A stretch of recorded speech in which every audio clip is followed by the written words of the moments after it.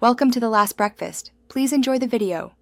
In this video, I will show you how to make protein mousse, an easy guide for a delicious and healthy treat.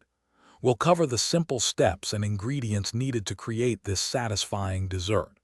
Get ready to whip up a tasty, protein-packed snack in no time. This recipe is perfect for anyone looking for a quick and nutritious option. To begin, gather your essential ingredients. You'll need 1 scoop of your preferred protein powder, about 1/4 cup of milk, and a thickening agent like xanthan gum or a small amount of gelatin.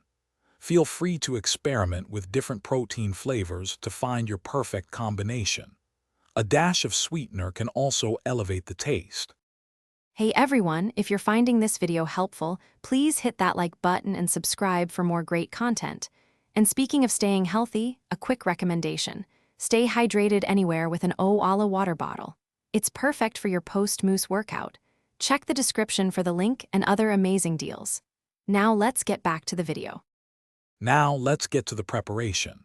In a medium-sized bowl, combine your protein powder and milk.